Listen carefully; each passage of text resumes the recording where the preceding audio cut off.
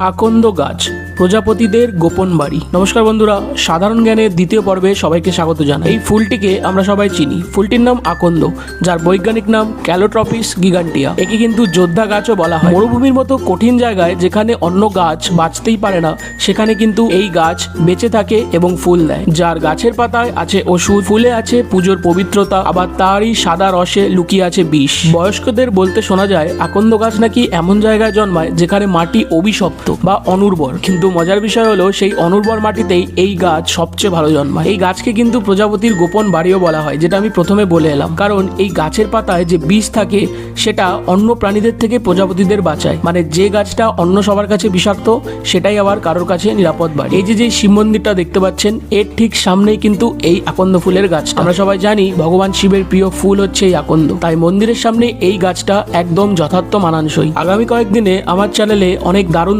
Video আসতে চলেছে, তাই সেগুলো দেখতে হলে অবশ্যই ফলো করে পাশে থাকবেন। সাধারণ জ্ঞানের পর্ব 2 এখানেই শেষ হলো। যদি পর্ব 1 দেখে না থাকেন অবশ্যই দেখবেন। চ্যানেলের মেন কন্টেন্ট ব্লগ, তাই ব্লগ আসতে থাকবে এবং খুব দারুণ ব্লগ আসবে। এই ভিডিওটি দেখার জন্য আপনাদের অসংখ্য ধন্যবাদ। শুভরাত্রি।